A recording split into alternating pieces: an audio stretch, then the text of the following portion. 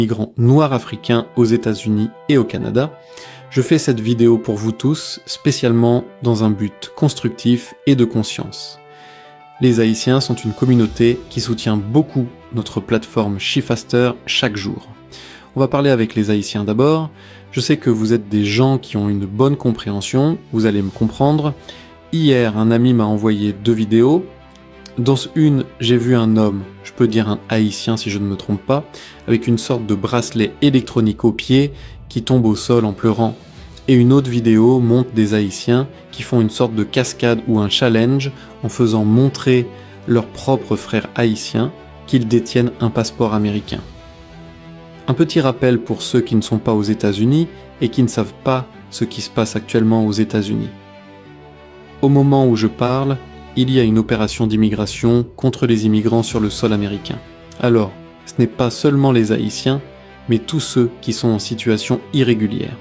La chose la plus drôle, c'est qu'il y a des Haïtiens qui avaient obtenu un statut temporaire depuis le président précédent, un document appelé TPS. Mais le président Donald Trump a choisi de ne pas renouveler ce document et de mettre les immigrants dans une démarche de déportation pour plusieurs pays différents. Comment cela fonctionne ?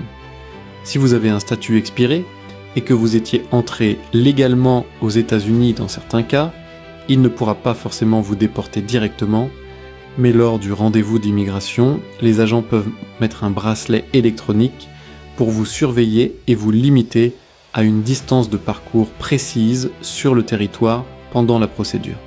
Mais cette décision affecte davantage la communauté haïtienne, beaucoup plus, parce que son pays n'est pas prêt à les recevoir, car Haïti est en crise majeure de sécurité. Ce n'est pas moi qui le dis, c'est le même gouvernement américain qui l'a déclaré. Bref, on va continuer sur l'éloge du passeport américain par certains Haïtiens sur les réseaux.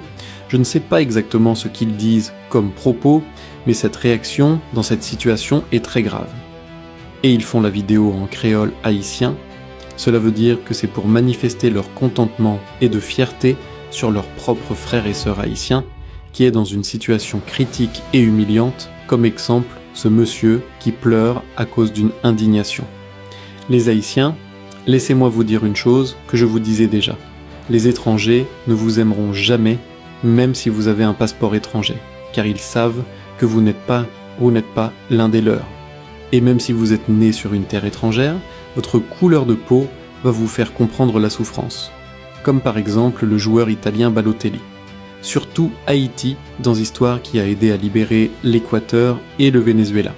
Il cache votre histoire et vous montre que vous tombez dans le piège en rigolant de votre frère dans une situation critique internationale.